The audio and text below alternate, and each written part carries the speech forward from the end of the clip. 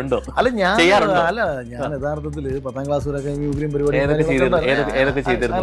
നമ്മൾ വിഷയത്തിൽ നിന്ന് പറഞ്ഞില്ല എങ്കിലും ഏതൊക്കെ ചെയ്തിരുന്നു? ഇപ്പൊ ഞാൻ ഒരു സമയത്ത് അങ്ങനെ ചില ശബ്ദാനുകരണങ്ങളൊക്കെ ഏതൊക്കെ എന്നാത്ത കാര്യമൊന്നുമില്ല. ഇതിനകത്ത് പ്രശ്നമൊന്നുമില്ല. ഓൾറെഡി ടിനിട്ടോ ഇക്കാര്യത്തിൽ സ്റ്റാറായിട്ട് നിൽപ്പുണ്ട്.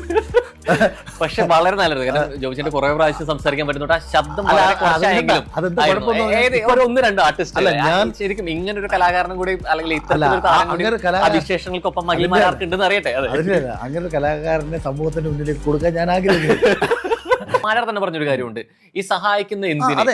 ബോബി ചെമ്മണ്ണൂർ വിഷയം വന്നപ്പോ മാരാർ പറഞ്ഞൊരു കാര്യമുണ്ട്, ഇത് നിന്ന് ആരെ ബോധ്യപ്പെടുത്താനാണ്, അല്ലെങ്കിൽ ആരെ കണ്ണിൽ പെടുകയാണ് ഇങ്ങനെ നിന്ന് സഹായിക്കുന്നതൊക്കെ കാണിക്കുന്നുണ്ട്. അതിനൊപ്പം തന്നെ മാരാർ പറഞ്ഞ വയനാട് വന്ന വിഷയത്തിൽ പറഞ്ഞൊരു കാര്യം കൂടി ഉണ്ട്, അവിടെ എത്ര വീട് വെച്ച് കൊടുത്തു അല്ലെ, എത്ര ചെയ്തു എന്നുള്ളത്. അപ്പൊ ഈ ചെയ്യുന്ന ചാരിറ്റീനെ ചിലവരുടെ സ്വകാര്യതയായിരിക്കും, ചിലർ ആ ചെയ്യുന്ന പ്രവൃത്തിയെ ബോധ്യപ്പെടുത്താനോ അതിനൊരു പബ്ലിസിറ്റി കിട്ടാനോ ആഗ്രഹിക്കാത്തവരുണ്ടായിരിക്കില്ലേ. ഞാൻ പറഞ്ഞത് കേരളത്തിൽ ആരും ആരെയും സഹായിക്കുന്നില്ലെന്നല്ല, നിങ്ങൾ ഏറ്റവും കൂടുതൽ ഇപ്പൊ ഈ പറഞ്ഞ സവർണ ഫാസിസ്റ്റ് എന്ന് പറഞ്ഞ് ആക്ഷേപിക്കുന്ന ഒരാളുടെ കാര്യം ആയതുകൊണ്ടാണ് ഞാൻ പറഞ്ഞത്. ഇപ്പൊ ദളിതിന് വേണ്ടിയിട്ട് ഇവിടുത്തെ പാവങ്ങൾക്ക് വേണ്ടി പോരാടിയില്ലെന്ന് ആരെങ്കിലും പറയും. ഞാൻ ആ സവർണ ഇതിൽ ആക്ഷേപിക്കുക എന്നുള്ള രീതിയിലേക്ക് പറയുന്നത് മാരാർ പറഞ്ഞതിന് മുമ്പ് പറഞ്ഞ വരികൾ അതായത് നേരത്തെ പറയുന്നുണ്ടായി, മാരാർ പറയുന്നുണ്ടായി പിണറായി വിജയൻ വ്യക്തിപരമായിട്ട് ചെയ്യുന്ന അദ്ദേഹത്തിന്റെ മേന്മകൾ എടുത്തു പറയുമ്പോഴും അദ്ദേഹം ചീഫ് മിനിസ്റ്റർ ആയിട്ട് നിൽക്കുമ്പോൾ പ്രസ്താവനകൾ ശരിയല്ല എന്ന് പറഞ്ഞതുകൊണ്ടാണ് ഞാൻ പറഞ്ഞത്. സുരേഷ് ഗോപിയുടെ വ്യക്തി താല്പര്യങ്ങളിൽ അത് പറയുന്നതിൽ ഒരു തെറ്റുമില്ല. പക്ഷെ അദ്ദേഹം ഒരു സെൻട്രൽ മിനിസ്റ്റർ ആയിട്ട് നിൽക്കുമ്പോൾ അത്തരം പരാമർശങ്ങൾ ഉന്നയിക്കുമ്പോൾ അതിൽ അപകടമില്ലെന്ന് ചോദിക്കാൻ കാരണം പറഞ്ഞതുകൊണ്ട്. ഒന്നാമത്തെ കാര്യം, നിങ്ങൾ ഈ പറഞ്ഞ പ്രസ്താവന പുള്ളി പറയുന്നത് യോഗക്ഷേമ സഭയുടെ ഒരു പരിപാടിയിൽ പങ്കെടുത്തുകൊണ്ടാണ്. തൻ്റെ ചുറ്റിനും ഇരിക്കുന്ന ബ്രാഹ്മണന്മാരോട് സംസാരിക്കുമ്പോൾ നിങ്ങളിൽ ഒരാളായി ജനിക്കണം, നാളെയിൽ എനിക്ക് ദൈവത്തെ ആരാധിക്കണമെങ്കിൽ ചിലപ്പം അദ്ദേഹം അങ്ങനെ ആഗ്രഹിച്ചു പോയി എന്നതുകൊണ്ട് സമൂഹത്തിൽ ആർക്കെങ്കിലും എന്തെങ്കിലും ദോഷം ഉണ്ടായിട്ടുണ്ടോ? അതുപോലാണോ മുഖ്യമന്ത്രി ഒരു തീരുമാനം എടുക്കുകയാണ്, ആ തീരുമാനം കൊണ്ട് ജനത്തിനൊരു വിഭാഗത്തിന് ദോഷം വന്നാൽ അത് എതിർക്കണ്ടേ? ഇപ്പം ഞാൻ സംസാരിച്ച വയനാട്ടിലെ പ്രളയമായി അല്ല, എന്തുകൊണ്ട് വയനാട് വിഷയത്തിൽ നമ്മൾ സംസാരിച്ചു, അതാണ് എൻ്റെ ആദ്യത്തെ ചോദ്യം. ഇതിനു മുൻപ് 2018 പ്രളയം വന്നപ്പോൾ 4900 കോടി രൂപയോളം സർക്കാർ ഖജനാവിൽ കിട്ടിയിട്ടും കൃത്യമായി കാര്യങ്ങൾ ചെയ്യാതെ അർഹമായിട്ടുള്ള നിരവധി ആൾക്കാർക്ക് ഇവർ ചെയ്തു കൊടുക്കാത്ത, എനിക്ക് പേഴ്സണലി അറിയാവുന്ന ഒരുപാട് വീടുകൾ എനിക്കറിയാമായിരുന്നു.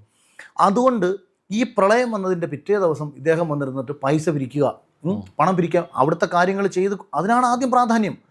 പണം കേന്ദ്രം സഹായിക്കുന്നുണ്ട്, കടമായിട്ടാണെങ്കിലും വായ്പയായിട്ടാണെന്നുണ്ടെങ്കിലും പണം എന്ന് പറയുന്നത് നിലവിൽ നമ്മുടെ ഖജനാവിലുണ്ട്. ഖജനാവിൽ പൂച്ചപറ്റി കിടക്കുകയൊന്നും അല്ലല്ലോ, ഇവർ പറയുന്ന പ്രകാരം ഖജനാവിൽ പൈസയുണ്ട്. ഇനി നാളെയും നമുക്ക് പൈസ വേണമെങ്കിൽ ഈ വയനാട്ടിലെ ദുരന്തത്തിന് വേണ്ട കാര്യങ്ങളെല്ലാം ചെയ്തു കൊടുത്തിട്ട് ജനങ്ങൾക്കും തോന്നുകയാണ്, എനിക്കും തോന്നുകയാണ്, രോഹനും തോന്നുകയാണ് ശരിയാണെന്നുള്ള ഈ ഗവൺമെൻറ് വിചാരിച്ചുകൊണ്ടാട്ടോ ഇത്രയും കാര്യങ്ങളവിടെ നടന്നത്.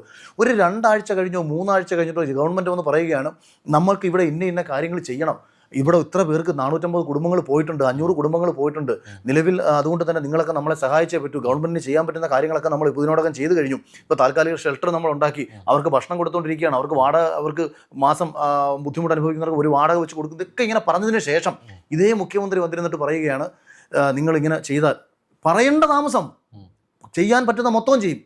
ദുരന്തമുണ്ടായി പിറ്റേന്ന് വന്നിട്ട് ഇങ്ങോട്ട് വന്നിരുന്നിട്ട് പത്രസമ്മേളനത്തിൽ തൊലിക്കുക, പൈസ കൊടുക്കണമെന്ന് നാട്ടുകാരെല്ലാം കൂടെ. അപ്പോൾ നമ്മൾ ചോദിക്കും ഇന്നലെ വരെ പിരിച്ച പൈസ എടുത്തിട്ട് കൊണ്ടുപോയി എന്നിട്ട് ഇനി മുഖ്യമന്ത്രിയുടെ ദുരിതാശ്വാസ നിധിയിൽ വരുന്ന പൈസ പാർട്ടിക്കാർക്ക് വിനിയോഗിച്ചിട്ടുള്ളത് വരെ വലിയ വിവാദം വന്നില്ലേ, ലോകായുക്തയിൽ വന്നില്ലേ?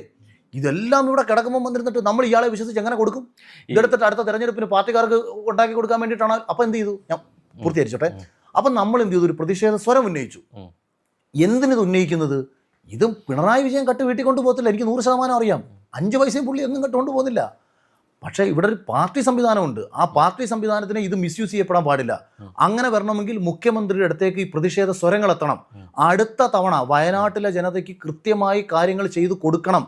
അതുകൊണ്ട് ജനങ്ങളെ നിങ്ങൾ പ്രതിഷേധിച്ചതിന് ശേഷം, നിങ്ങളുടെ പ്രതിഷേധം അറിയിച്ചതിന് ശേഷം മുഖ്യമന്ത്രിയെ സഹായിക്കൂ. ഞാനും 1 ലക്ഷം രൂപ കൊടുത്തു.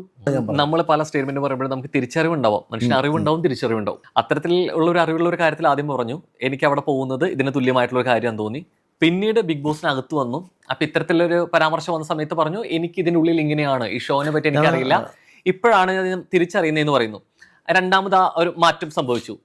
ഷോയ്ക്ക് അനുസരിച്ചതിന് ശേഷം ഇറങ്ങിയതിന് ശേഷം അതേ സംഘാടകരെയും അല്ലെങ്കിൽ ആ ചാനലുമായി ബന്ധപ്പെട്ട് വീണ്ടും എതിർത്ത് സംസാരിക്കേണ്ട ഒരു ഘട്ടം വരാൻ വന്നിട്ടുണ്ടായിരുന്നു. ഇത് കൃത്യമായിട്ട് ഞാൻ പറഞ്ഞത്, ഞാൻ അന്നും ഇന്നും പറയുന്നത് 1 മുതൽ 6 വരെയുള്ള എല്ലാ സീസണുകളിലും ബിഗ് ബോസ് എന്ന പ്ലാറ്റ്ഫോം, അവരുടെ അണിയറ പ്രവർത്തകർ, അവർ ചിന്തിക്കുന്ന കാഴ്ചപ്പാടുകളും അവർ ചിന്തിക്കുന്ന കാര്യങ്ങളും ഗംഭീരമാണ്, ഒരു സംശയം വേണ്ട. ഇന്ന് നമ്മുടെ കേരളത്തിൽ നടക്കുന്ന എല്ലാ വിഷയങ്ങളെയും ഒരു റൂമിനുള്ളിലേക്ക് കൊണ്ടുവന്നു കഴിഞ്ഞാൽ എന്തൊക്കെ ചർച്ച ചെയ്യപ്പെടുമോ, എങ്ങനെ സർവൈവ് ചെയ്ത് മുന്നോട്ട് വരണമോ, ഇതെല്ലാം ഹൗസിനുള്ളിലുണ്ട്. ഇപ്പോൾ ഇന്ന് സോഷ്യൽ മീഡിയയിൽ നമ്മളൊരു വാക്കോ വരിയോ പറഞ്ഞു കഴിഞ്ഞാൽ ഇന്നിപ്പോൾ വലിയ കേസുകൾക്ക് പോലും കാരണമാകുന്ന രീതിയിലേക്ക് പോകുമ്പോൾ ബിഗ് ബോസ് ഹൗസിനുള്ളിൽ ഇത് തന്നെയാണ് സംഭവിക്കുന്നത്. ഹൗസിനുള്ളിലെ 18 പേര് കേരള സമൂഹത്തിൻ്റെ 18 റെപ്രസെൻറ്റേറ്റീവ്സ് ആയിരിക്കും. അപ്പോൾ അതുകൊണ്ട് അതിൽ നിന്ന് പഠിക്കാൻ ഒരുപാടുണ്ട്. പ്രശ്നങ്ങളെയും പ്രതിസന്ധികളെയും അതിജീവിച്ച് എങ്ങനെ നമുക്ക് മുന്നോട്ട് പോകാം, എങ്ങനെ പൊതുസമൂഹത്തോട് നമുക്ക് സംസാരിക്കാം, എന്ത് ശരി എന്ത് തെറ്റ്, സമൂഹത്തിൽ ഏതൊക്കെ കാര്യങ്ങളാണ് ശരിയായിട്ട് നിൽക്കുന്നത്, സമൂഹം ആരെയാണ് സ്വീകരിക്കുന്നത്, ഇങ്ങനെ കുറേ കാര്യങ്ങൾ നമുക്ക് പഠിക്കാം. എങ്ങനെയാണ് അനുകമ്പ സമൂഹത്തിൽ ഉണ്ടാകുന്നത്. അപ്പോൾ ഇങ്ങനെ പിന്നെ അതുപോലെ പ്രശ്നങ്ങളും പ്രതിസന്ധികളും അതിജീവിക്കാനുള്ള മാനസിക ധൈര്യം, ഇങ്ങനെ ഒരുപാട് ഗുണങ്ങളുണ്ട്.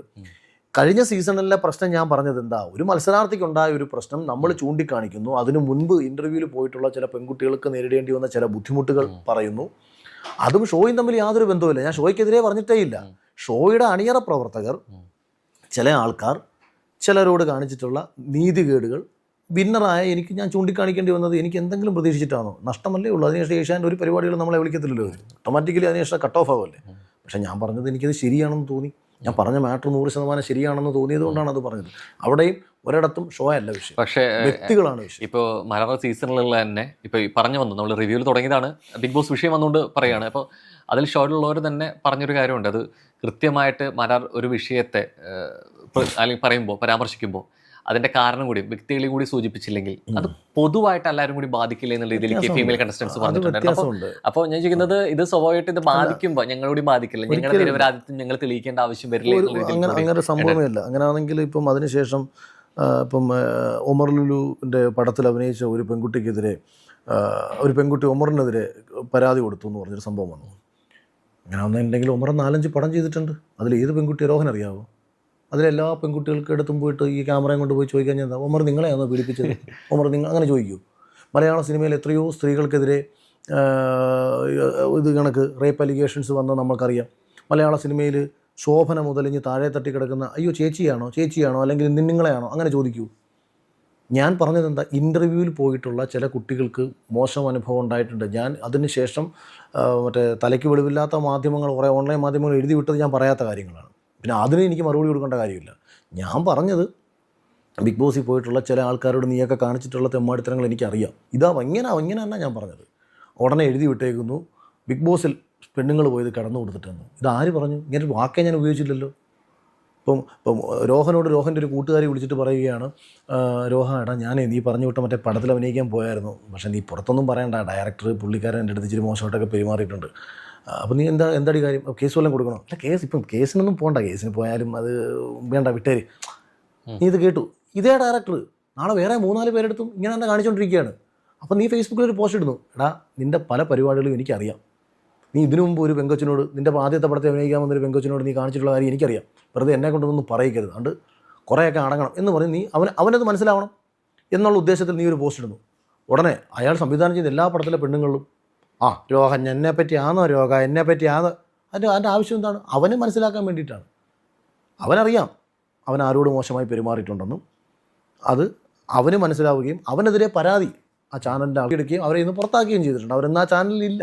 ഇരട്ടത്താപ്പ് സംഭവിക്കുന്നുണ്ട്. ഇപ്പോൾ റിവ്യൂ പറയുന്നവരെ പരോക്ഷമായിട്ട് വിമർശിക്കുകയും അല്ലെങ്കിൽ കോക്ക് പോലുള്ള അല്ലെങ്കിൽ ഉണ്ണി വ്ളോഗ്സിലുള്ളവരൊക്കെ സിനിമയെ പറയുന്നതിനെ റിവ്യൂ പറയുന്നതിനെ നല്ലതോ ചീത്തയൊക്കെ. അപ്പോൾ മോശം പറയുന്ന സമയത്ത് കൃത്യമായിട്ട് ഇതിനെ വിമർശിക്കണോ, ഇത്തരം റിവ്യൂകൾ പാടില്ല, സിനിമയെ നശിപ്പിക്കുകയാണ് ചെയ്യുന്നു പറയുന്ന അതേ വ്യക്തികൾ തന്നെ കൃത്യമായിട്ട് നല്ലതാണ് പറഞ്ഞ ഇതിനെ കട്ട് ചെയ്തിട്ട് പ്രൊമോഷനിൽ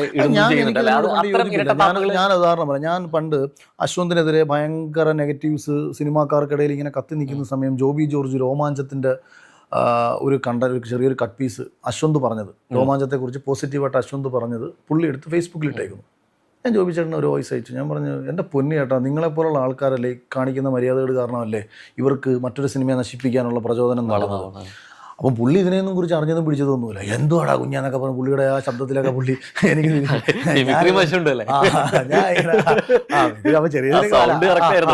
അല്ല പുള്ളി അങ്ങനെ പിടിച്ചോണ്ട് എനിക്ക് വോയിസ് ഒക്കെ അയച്ചിട്ട് പുള്ളി ഇതൊന്നും അറിഞ്ഞില്ല പിടിച്ചില്ല എന്നൊക്കെ പറഞ്ഞിട്ട് പുള്ളി എനിക്ക് റിപ്ലൈ ഇട്ടു.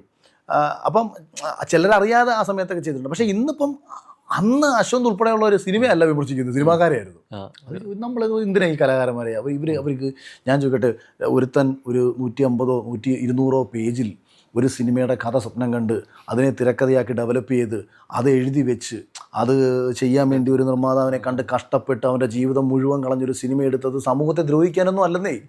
നിങ്ങൾക്കത് ഇഷ്ടമല്ലെന്നുണ്ടെങ്കിൽ നിങ്ങൾ എന്തിനാ ഈ പാവപ്പെട്ടവനെ ഇങ്ങനെ ആക്ഷേപിക്കുന്നത്? അവൻ്റെ ജീവിതം മുഴുവൻ കളഞ്ഞ് അവനെ എങ്ങനെങ്കിലും അവൻ്റെ സ്വപ്നത്തിൽ എത്തിച്ചേരാൻ വേണ്ടിയിട്ട് നാട്ടുകാരുടെയും വീട്ടുകാരെയും കൂട്ടുകാരുടെയും വെറുപ്പും ഒരുപാട് നഷ്ടങ്ങളും ഒക്കെ സമ്പാദിച്ചിട്ടാണ് അവൻ ഇതിലേക്ക് ഇങ്ങനെ പോയിക്കൊണ്ടിരിക്കുന്നത്. ആരെങ്കിലും ഇവനെ അങ്ങ് അനുകൂലിച്ചിട്ട് വേണോ കൊണ്ട് കാണത്തില്ല. ഇവന് 10 രൂപ കൊടുത്തു വേണോ കാണത്തില്ല.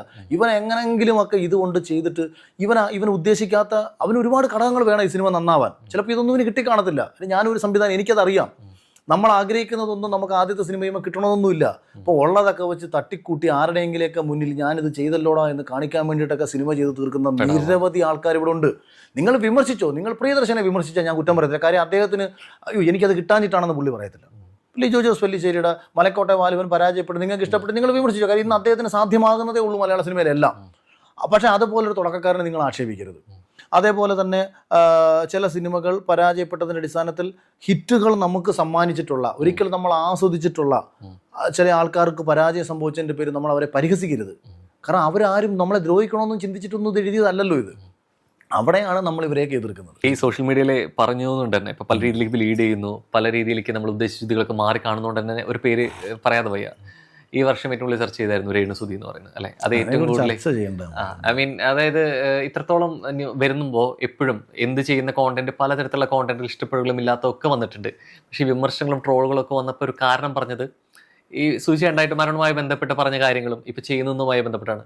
ശരിക്കും എന്ത് തോന്നുന്നു? ശരിക്കും അല്ല, അത് ഒന്ന് എനിക്കങ്ങനെ അതിനെ കുറിച്ച് നമ്മളിപ്പോൾ ഒരാളെ കുറിച്ച് ചർച്ച ചെയ്യപ്പെടണമെന്നുണ്ടെങ്കിൽ ഞാൻ പറഞ്ഞില്ല, ഞാൻ ദയവ് ചെയ്ത് നമ്മൾ ഈ നാട്ടിൽ നടക്കുന്ന ജനങ്ങൾക്ക് ഗുണകരമാകുന്ന വിഷയങ്ങളാണ് പൊതുവെ ഞാൻ അഭിപ്രായം പറഞ്ഞിട്ടുള്ളത്. ഇതൊന്നും എൻ്റെ മാറ്ററേ അല്ല. ഓരോ വ്യക്തികളാണ്, അവർക്ക് ജീവിക്കാൻ വേണ്ടി അവർക്ക് ശരിയെന്ന് തോന്നുന്ന എന്ത് കാര്യങ്ങളും സമൂഹത്തിൽ അവർക്ക് ചെയ്യാം. ഇതൊന്നും വേറൊരു തേർഡ് പാർട്ടി ഇതിനകത്തൊന്നും ഇടപെടേണ്ട കാര്യമൊന്നുമില്ല. കാരണം ആരും ആരെയും സഹായിക്കാൻ പോകുന്നില്ല. അത് ശരി, ആ ശരി തെറ്റുകളെയൊന്നും കുറിച്ച് പറയാൻ നമുക്ക്, കാരണം ഞാനല്ല അവരുടെ വീട്ടിൽ ചിലവിനോട് കൊടുക്കുന്നത്. അവർക്ക് ജീവിക്കണമെങ്കിൽ പൈസ വേണം. അത് എങ്ങനെ ജീവിക്കണം അവർക്ക് തീരുമാനിക്കാം. അതൊക്കെ കാരണം ഈ സമൂഹത്തിൽ എങ്ങനെ ജീവിക്കാനുള്ള നിയമപരമായ നിയമത്തെ അനുശാസിക്കത്തക്ക എന്ത് കാര്യങ്ങൾ അവർക്ക് കാണിക്കാം. സമൂഹത്തിനത് കണ്ടിട്ട് അനുകൂലിക്കാം, എതിർക്കാം. അത് സ്വീകരിക്കണോ വേണ്ടയോ എന്ന് അവർ തീരുമാനിക്കും. ഇനി അത് സ്വീകരിച്ചതിൻ്റെ ഫലമായിട്ട് അവർ വീട്ടിൽ ഒരു ഗതിയും പരഗതിയില്ലാതെ പട്ടിണി കിടന്നാൽ അത് കൊണ്ടു കൊടുക്കാൻ ഈ മാന്യ വ്യക്തികൾ തയ്യാറായി കഴിഞ്ഞാൽ അവരെടുത്ത് അവർ ചിലപ്പോൾ നാളെ പരിപാടി അവർ അവസാനിപ്പിച്ചേക്കാം. അല്ലെങ്കിൽ അവരെന്തെങ്കിലുമൊക്കെ കാണിച്ച് അവർ ജീവിക്കട്ടെ. ഒരു മനുഷ്യരല്ലേ, നമ്മൾ വേറെ ദ്രോഹിക്കുന്നില്ലല്ലോ. എൻ്റെ അറിവിൽ അവരാരെയും ദ്രോഹിക്കുന്നില്ലല്ലോ. ഒരാൾ മറ്റൊരാളെ ഇപ്പം എനിക്ക് ആറാട്ട് സന്തോഷിനെ ഇഷ്ടമാണ്, പാവാ, ആരെയും ദ്രോഹിക്കുന്നില്ലല്ലോ. അയാളിപ്പം അലൻ ജോസ് ഒരിക്കൽ എന്നെ കണ്ടപ്പോൾ വന്ന് ഭയങ്കരമായിട്ട് കെട്ടിപ്പിടിച്ച് ഭയങ്കര സ്നേഹമൊക്കെ കാണിച്ചു. അവൻ ജീവിക്കട്ടെ, അവൻ ആരും ദ്രോഹം ചെയ്യുന്നില്ലല്ലോ. പക്ഷേ ഇത് അനുകരിക്കത്തക്ക ഒന്നല്ലെന്നേ ഞാൻ പറയുന്നുള്ളൂ. സമൂഹത്തിൽ അംഗീകരിക്കപ്പെടേണ്ടതായിട്ടുള്ള ഒന്നാണെന്ന് ഞാൻ പറയത്തില്ല. കാരണം നമ്മൾ ആരെങ്കിലുമൊക്കെ അംഗീകരിച്ചിട്ടുണ്ടെങ്കിൽ നമ്മുടെ ഒരു വരും തലമുറ എന്താകണമെന്ന് ആഗ്രഹിച്ചാൽ, മോഹൻലാലും മമ്മൂട്ടിയും സച്ചിനും ധോണിയും ഒക്കെ ആവാൻ ആഗ്രഹിച്ച തലമുറ ദയവ് ചെയ്ത് ഇവരൊക്കെ ആവാൻ ആഗ്രഹിക്കാതിരിക്കട്ടെ. അതേ പറയാൻ പറ്റും. അരിമാനർ വരുമ്പോ ഈ പറഞ്ഞ മാതിരി തലയെ കുറിച്ച് ചോദിക്കാതെ പറ്റില്ല അല്ലെ. പ്രത്യേകിച്ച് ധോണി പോസ്റ്റ് പിന്നെയും അല്ലെ ICC ഹാഫ് ടൈം വന്ന് വീണ്ടും എടുത്ത് റീപോസ്റ്റ് ചെയ്തിട്ടുണ്ടായിരുന്നു എന്നുള്ളത് ജീവിതത്തിൽ അത്രമേൽ ഒരു മൊമെന്റ് സംഭവിക്കുമ്പോൾ എന്ന് പ്രാർത്ഥിച്ച് മാനിഫെസ്റ്റ് ചെയ്ത് അവസാനം ഒപ്പം ഒരു അഡ്വർടൈസ്മെന്റ് ചെയ്യാൻ പറ്റാന്ന് പറഞ്ഞു കഴിഞ്ഞാൽ ചെറിയ കാര്യമില്ല അല്ലെ. കാണാൻ പറ്റുന്നതിന് വലിയ ഭാഗ്യമായി കാണുന്നത് നിയോഗം പോലെയാണ്. അല്ല, നിയോഗം പോലെയാണ് ധോണി. വേറെ കാര്യങ്ങൾ ഞാൻ പറയണ്ടോ, ഒന്നുകൊണ്ട് പറയാം, ഉള്ളിലൊരു മിമിക്രിക്കാരനുണ്ടോ? അല്ല, ഞാൻ യഥാർത്ഥത്തിൽ 10ാം ക്ലാസ് വരെ മ്യൂഗ്രീം പരിപാടി അപ്പൊ ഞാൻ ഒരു സമയത്ത് അങ്ങനെ ചില ശബ്ദാനുകരണങ്ങളൊക്കെ എന്നാത്ത കാര്യം നല്ല. ഇതിനകത്ത് പ്രശ്നം എന്ന് വെച്ചാൽ ഓൾറെഡി ടിനി ടോം ഇക്കാര്യത്തിൽ സ്റ്റാർ ആയിട്ട് നിൽപ്പുണ്ട്. പക്ഷെ വളരെ നല്ലത്. കാരണം ജോബിച്ചേട്ടൻ കുറെ പ്രാവശ്യം സംസാരിക്കാൻ പറ്റുന്നുണ്ട്. ആ ശബ്ദം ഒന്ന് രണ്ട് ആർട്ടിസ്റ്റ് അല്ല, ഞാൻ ശരിക്കും ഇങ്ങനെ ഒരു കലാകാരനും കൂടി അല്ലെങ്കിൽ ഇത്തരത്തിലൊരു വിശേഷങ്ങൾക്കൊപ്പം മഹിമാർക്കുണ്ടെന്ന് അറിയട്ടെ. അങ്ങനെ ഒരു കലാകാരനെ സമൂഹത്തിന്റെ മുന്നിലേക്ക് കൊടുക്കാൻ ഞാൻ ആഗ്രഹിക്കുന്നു. എന്റെ കലാകാരൻ എന്റെ ഉള്ളിൽ കിടന്ന് മരിച്ചോട്ടെ. ടിനിച്ചേട്ടൻ കൂടെ ഇൻഡയറക്റ്റ് ആയിട്ട് അല്ല, അതിനകത്ത് കുഴപ്പമെന്തെന്ന് വെച്ചാൽ ഇപ്പൊ നമ്മൾക്ക് ചെയ്യുന്ന ഒരു കാര്യം പെർഫെക്റ്റ് അല്ലെങ്കിൽ എല്ലാം ശ്രമങ്ങളിലൂടെയല്ലേ പൂർണ്ണതയിലേക്ക് എത്തുന്നത്. ഞാൻ പറയാം, ഞാൻ അതാണ് നമ്മൾ കുറച്ച് കൂടിയാണ് ചിലപ്പോൾ ആവശ്യം. നമുക്ക് ഇപ്പം എനിക്ക് ഭയങ്കര ഇഷ്ടമാണ്. അപ്പം ഒരു ശുദ്ധതയുള്ള മനുഷ്യനായതുകൊണ്ട് വ്യക്തിപരമായിട്ട് പാലാ സജി എന്ന് പറഞ്ഞ ആളാണല്ലോ. പുള്ളി ഇങ്ങനെ പാട്ട് പാടും, പുള്ളി എല്ലാവരും ആക്ഷേപിക്കും. പുള്ളി ഇന്നുവരെ നാളുവരെ തിരിച്ചറിഞ്ഞിട്ടുണ്ടോ ആക്ഷേപമാണോ കയ്യടിയാണോ പ്രോത്സാഹനമാണോ എന്ന് അറിഞ്ഞിട്ടില്ല. എല്ലാം ഗംഭീരമാണെന്നോ ഞാൻ കമൻറ്റ് ഇടുന്നത്. പുള്ളി റിയലി വിചാരിക്കുന്നുണ്ടായിരിക്കുന്നത് അതിമനോഹരമാണെന്നുള്ള കാര്യം. അപ്പോൾ അദ്ദേഹത്തിൻ്റെ സത്യത്തിൽ അദ്ദേഹം ചെയ്യുന്നത് അദ്ദേഹത്തിൻ്റെ വേക്കൻ്റെ സമയം ചുമ്മാ ഒരു നേരം പോക്കിന് വേണ്ടിയിട്ട് പാടി വിടുകയാണ്. പക്ഷെ നമ്മളിതിനെ പ്രോത്സാഹിപ്പിച്ച് പുള്ളിയെ വഴിതെറ്റിച്ചു. പണ്ട് പുതിയ മുഖം ആ താരം പാടിയപ്പം ഇവനെ ആക്ഷേപിച്ചു, ജീവിതത്തിൽ ഇതിനകത്ത് വേദി കയറ്റിയിട്ടില്ല. സന്തോഷ് പണ്ഡിറ്റ് ആദ്യ സമയങ്ങളിൽ അയാൾ ഇതെടുത്ത സമയത്ത് അയാളെ ആക്ഷേപിച്ച് ഇല്ലാത്ത രീതിയിൽ നശിപ്പിച്ചു കളഞ്ഞു. സന്തോഷ് പണ്ഡിറ്റ് ഇന്നായിരുന്നുണ്ടെങ്കിൽ കേരളത്തിലെ സൂപ്പർ സ്റ്റാറാണ് ഇല്ലേ? ഇവര് കാണിച്ച മാതൃക ആദ്യം കാണിച്ചാൽ സന്തോഷ് പണ്ഡിറ്റാ. അതായത് കോമാളിത്തരങ്ങൾ കാണിച്ച് ജനശ്രദ്ധ നേടാനുള്ള ടെക്നിക്സ് കൊണ്ടുവന്നത് പുള്ളിയാണ്. പക്ഷേ പുള്ളി വളരെ ഹൈ ക്വാളിറ്റിയിൽ പിന്നീട് അദ്ദേഹം വ്യക്തി എന്ന നിലയിൽ പുള്ളി ഒരുപാട് ചേഞ്ച് കൊണ്ടുവന്നു, തോട്ട് പ്രോസസ്സുകളിൽ ഒരുപാട് ചേഞ്ച് കൊണ്ടുവന്നു, ഒരുപാട് ആശയങ്ങൾ മനസ്സിലുള്ള മനുഷ്യനാണ്, വളരെ നല്ല വ്യക്തിത്വമാണ്. പക്ഷേ ബുദ്ധിപരമായിട്ട് സോഷ്യൽ മീഡിയ അദ്ദേഹം പറ്റിച്ചു അന്ന്. മറ്റേ ആളുടെ ഒരു ബുദ്ധിയും കൂടില്ല. കാരണം വെച്ചാൽ ഏറ്റവും മിതമായിട്ടുള്ള ചെലവ് ഒരു ഇൻവെസ്റ്റ്മെന്റ് അധികം ഇല്ലാതെ അല്ല, അത് പുള്ളിക്ക് വളരെ കൃത്യമായിട്ട് അറിയാം. ഇതിനെ പരിഹസിക്കും, പ്രേക്ഷകർ ഇതിനെ പരിഹസിക്കും, പരിഹസിച്ചാൽ കാശ് കല്ലെറിയും, കണ്ടാൽ കാശ്. അതെ, അതൊരു ബുദ്ധിയുള്ള ബിസിനസ്. കാരണം ആള് തന്നെ പരസ്യമായി ചോദിച്ച കാര്യമുണ്ട്, നീ എത്രത്തോളം പരസ്യമായിട്ട് വിമർശിച്ചവരോട് മൊത്തം ചോദിച്ചിട്ടുണ്ട്, ഇന്നേ വരെ നിന്നെ ഒരു രൂപ പരിപാടിക്ക് വിളിച്ചിട്ടുണ്ടെന്ന് ചോദിക്കുന്നുണ്ടെങ്കിൽ അത് മാത്രമല്ല, പൂർത്തീകരിച്ചു എന്ന് പറയാൻ 3 കോടി 5 കോടി 50 കോടി എടുത്ത് പടം പൊട്ടിപ്പോയിട്ട് 5 പൈസ കിട്ടാത്തതിനെക്കാട്ടി നല്ലതല്ലേ 5 ലക്ഷം രൂപ മുടക്കി പടം എടുത്തിട്ട് അതിന് 50 ലക്ഷം കിട്ടിയത്. 10 ലക്ഷം കിട്ടിയ ലാഭമാണ്, ഇരട്ടി ലാഭം. ഞാൻ പറഞ്ഞ അവിടാണ് സന്തോഷ് പണ്ഡിറ്റിനെ പരിഹസിച്ചവർക്ക് അറിയത്തില്ലായിരുന്നു സന്തോഷ് പണ്ഡിറ്റിന്റെ ഉള്ളിന്റെ ഉള്ളിൽ പുള്ളി എന്താണ് ഏതാണെന്നുള്ള കാര്യം. പക്ഷെ അത് നമ്മൾ പറഞ്ഞ പോലെ സിൽസിലാഹേ ആ സാധനം വന്നിട്ടുണ്ടായിരുന്നു. അന്നൊക്കെ ഇത് ചെയ്തവനെ ആക്ഷേപിച്ചു. നമ്മുടെ നാട്ടിൽ ഇപ്പോൾ നമ്മൾ സ്കൂളിൽ പഠിക്കുന്ന സമയത്ത് ഒരു വേദിയിൽ കയറി പാടിക്കഴിഞ്ഞാൽ പാടുന്നത് കൊള്ളത്തില്ല എന്നുണ്ടെങ്കിൽ കൂവും. ഇന്നത്തെ ഈ കൂവലിനെയാണ് സോഷ്യൽ മീഡിയ റീച്ച് എന്ന് പറയുന്നത്. അത് അതിന് ആ കോണ്ടന്റ് ബോധപൂർവമായിട്ടുള്ള ശ്രമം ചെയ്യാറുണ്ട്. അപ്പോൾ അതാണ് റീച്ച്. അപ്പോൾ ഇതുകൊണ്ടൊരു അപകടം എന്താണെന്ന് വെച്ചാൽ, നന്നായി പാടുന്നതിനോട് ജീവിക്കാൻ പറ്റത്തില്ല, നന്നായി ഡാൻസ് കളിക്കുന്നതിനോട് ജീവിക്കാൻ പറ്റത്തില്ല.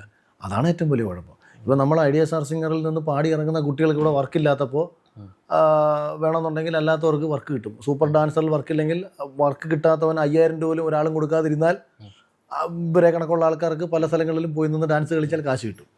പക്ഷെ ആ വിഷയം അറിയരുത്, ഒരു ഇമിറ്റേറ്റ് ചെയ്യൂ, ഒരു വോയിസ് ഇമിറ്റേറ്റ് ചെയ്യൂ, ഏതെങ്കിലും ഒരു എത്ര കോൺഫിഡൻസ് ഉള്ള ഒരു വോയിസ് ഇമിറ്റേറ്റ് ചെയ്യും. ഭയങ്കര സൗണ്ട് ഭയങ്കര പെർഫെക്റ്റ് ആയിരുന്നു. ഞാൻ പണ്ട് മുതലേ ആൾക്കാരെ നിരീക്ഷിക്കുന്ന ഒരാളാണ്.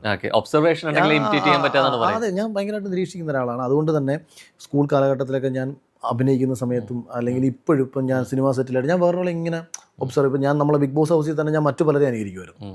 മറ്റു പലരും, കാരണം ഞാനത് ഓരോരുത്തരും മാനറിസങ്ങൾ നമ്മൾ എടുക്കും. പക്ഷെ പെർഫെക്റ്റ് ആവല്ല. ഈ ശബ്ദം കൊണ്ട് ഇത് പെർഫെക്റ്റ് ആക്കാൻ വേണ്ടിയിട്ടല്ല. നമ്മൾ ഇപ്പോൾ ഉമ്മൻചാണ്ടി സാറിനെ നമ്മൾ പോയി ഉമ്മൻചാണ്ടി സാറിൻ്റെ ചെയ്തികൾ നമ്മൾ കാണുമ്പം അത് അദ്ദേഹത്തിൻ്റെ ഈ പരിപാടി നമ്മൾ പിടിക്കും. അപ്പോൾ ഒരു ദിവസം ഉമ്മൻചാണ്ടി സാറ് ഇങ്ങനെ വന്നപ്പോൾ ഒരു ലേഡി വന്നിട്ട് അവരെ സാറിനെ കാണാൻ വന്ന, അപ്പം ഇവർ കിടന്ന് ഭയങ്കര ബഹളം സാറിൻ്റെ അടുത്ത്. കാര്യം ഇങ്ങോട്ട് പറഞ്ഞാട്ടെ. അപ്പം ഇവർ സാറ് ചെയ്തു തരാമെന്ന് പറഞ്ഞല്ലേ, സാറ് ചെയ്തു തരാമെന്ന് പറഞ്ഞല്ലേ എന്ന് പറഞ്ഞിട്ട് ഞാനങ്ങനെ പറഞ്ഞിട്ടില്ല അതുകൊണ്ട് ഇവർ വീണ്ടും അല്ലല്ല സാറങ്ങനെ പറഞ്ഞു, സാറങ്ങനെ പറഞ്ഞു പുള്ളി ഞാൻ പറഞ്ഞിട്ടില്ല. അപ്പം ഇപ്പോൾ അടുത്ത് നിന്ന് വേറൊരു ലേഡി പറഞ്ഞു, അല്ല സാധ്യമായത് ചെയ്തു തരാമെന്ന് പറഞ്ഞായിരുന്നല്ലോ. അപ്പോൾ സാറ് പെട്ടെന്ന് സാധ്യമായത് ചെയ്തു തരാമെന്ന് പറയുന്നതും ചെയ്തു തരാം എന്ന് പറയുന്നത് ഒന്നാണോ? അപ്പോൾ ആ വാക്കിൽ ഭയങ്കര അർത്ഥമുള്ള വാക്കാ. മുഖ്യമന്ത്രി എന്ന നിലയിൽ തനിക്ക് സാധ്യമായത് ചെയ്തു തരാമെന്നാണ് പറഞ്ഞത്. ചെയ്തു തരാമെന്ന് പറഞ്ഞാൽ അർത്ഥം മാറി. അത് ഉറപ്പാ, ഞാൻ പറഞ്ഞത്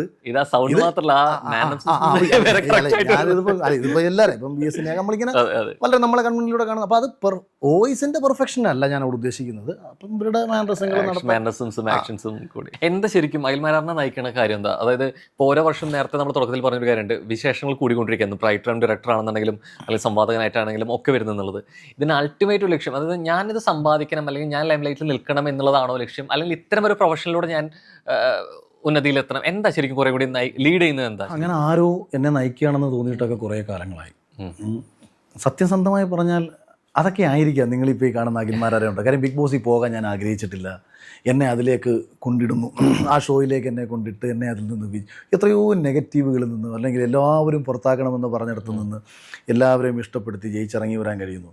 അതിൽ നിന്ന് പല കാര്യങ്ങളും പലപ്പോഴും ചെയ്യുമ്പോഴും ഇപ്പം തന്നെ വന്നൊരു കേസൊക്കെ എന്ന് പറഞ്ഞാൽ ഭയങ്കര ഗുരുതരമായിട്ടുള്ളൊരു കേസായിരുന്നു. അതിൽ നിന്നും എനിക്ക് രക്ഷപ്പെട്ട് വരാൻ വളരെ കൂളായിട്ട് തന്നെ കഴിഞ്ഞു എന്നതാണ് മറ്റൊരു പരമമായ സത്യം. അപ്പം അതായത് ഒരു തീരുമാനം അവിടെ ഉണ്ട്, എന്നിലൂടെ എന്തൊക്കെയോ കാര്യങ്ങൾ ചെയ്യണം. ഞാൻ പലപ്പോഴും ചിന്തിച്ചിട്ടുണ്ട്, ഞാൻ എന്തടിസ്ഥാനത്തിലാണ് രാവിലെ എണീച്ച് ലൈവ് ഇട്ടത് പുല്ല്, ഇങ്ങനെയൊക്കെ ഞാൻ ചിന്തിച്ചിട്ടുണ്ട്. ഇത് ആരാടാ എന്നെ കൊണ്ട് ഈ പുല്ല് ചാടി എണീച്ച് പറയിപ്പിച്ചു, ഇത് എങ്ങനെ ഞാൻ പറഞ്ഞു, ഇത് വല്ല കാര്യം ഉണ്ടായിരുന്നു. ഏതൊരു ശക്തി ലീഡ് ചെയ്യുന്നുണ്ട്. ആ ഇരുന്ന ഇരിപ്പിലായിരിക്കും ഞാൻ ചിലപ്പോൾ. ഞാൻ ഇങ്ങനെ ഇപ്പം ഈ കേസ് വരാൻ കാര്യം എന്താണെന്നറിയാമോ? ഞാനും എൻ്റെ ഒരു കൂട്ടുകാരൻ ഞങ്ങൾ 3 പേരും കൂടെ പുള്ളിയുടെ വീട്ടിൽ ഇങ്ങനെ സംസാരിച്ചുകൊണ്ടിരിക്കുക. അപ്പം പുള്ളി പെട്ടെന്ന് ജനൻ ടി വിയുടെ ഒരു അവതാരകൻ എന്നെ പരിഹസിച്ചുകൊണ്ടിട്ട ഒരു സാധനം എടുത്ത് എൻ്റെ അടുത്ത് കാണിച്ച് ഞാൻ പിന്നെ അത് എന്തെങ്കിലുമൊക്കെ കാണിക്കട്ടെ എന്നിട്ട് ഞാൻ ഇങ്ങനെ ഇരുന്നിട്ടുണ്ടല്ലോ, പെട്ടെന്നൊരു സ്പാർക്ക് അടിച്ചിട്ട് ഇതാ വരുന്നേ എന്നും പറഞ്ഞിട്ട് അവൻ്റെ കാറിൽ പോയി ഇരുന്നിട്ടിട്ട ലൈവാണത്, ഒരു കാര്യവുമില്ലാതെ. ആ ലൈവും കഴിഞ്ഞ് തിരിച്ച് കയറി വന്ന ഉടനെ ഈ ഇരുന്ന കക്ഷി അവർ BJP കാരാ. അവർ പറഞ്ഞു മറ്റേ ബലൂചിസ്ഥാൻ്റെ കാര്യം പറയണ്ടായിരുന്നു കേട്ടോ. ഞാൻ പറഞ്ഞു അത് ശരിയാ, ആവശ്യമില്ലാത്ത മാറ്റർ ആയിപ്പോയല്ലേ, നമ്മൾ പറയാൻ ഉദ്ദേശിച്ച വേറെ ആയിരുന്നല്ലോ, ഡിലീറ്റ് ചെയ്തേക്കാം. ഞാൻ ഡിലീറ്റ് ചെയ്തു. സ്റ്റോറിയേ ഡിലീറ്റ് ആയുള്ളൂ, ഈ പോസ്റ്റ് ഡിലീറ്റ് ആയില്ല. കാര്യം ഈ ലൈവ് ഇച്ചിരി കഴിഞ്ഞിട്ടേ നമ്മുടെ ടൈം ലൈനിൽ വരും. സ്റ്റോറിയാണ് ആദ്യം വന്നത്, സ്റ്റോറി ഡിലീറ്റ് ആയി, ലൈവ് ഡിലീറ്റ് ആയില്ല. ലൈവ് പിന്നെ വൈകിട്ട് ഡിലീറ്റും ചെയ്ത് കളഞ്ഞു. അപ്പോഴത്തേക്ക് ഇത് ആളിക്കത്തിയല്ല. അപ്പൊ ഇങ്ങനെ സംഭവിക്കണമായിരുന്നു. അങ്ങനെ സംഭവിച്ചത് കൊണ്ട് ഒരുപാട് രാഷ്ട്രീയ നേതാക്കന്മാരുമായിട്ട് കുറച്ചുകൂടെ ക്ലോസ് റിലേഷൻഷിപ്പ് ഉണ്ടായി. മുന്നോട്ട് പൊളിറ്റിക്കലി മുന്നോട്ട് പോകത്തക്ക രീതിയിലുള്ള ഒരു ആത്മബന്ധം അതിലൂടെ സൃഷ്ടിക്കപ്പെട്ടു. ചില ക്ഷീണങ്ങള് മറ്റു പല നേട്ടങ്ങളായി മാറുന്നുണ്ട്. എന്റെ ജാതകത്തിൽ വിപരീത രാജയോഗം ഉണ്ടെന്നാണ് പറയുന്നത്. അതായത്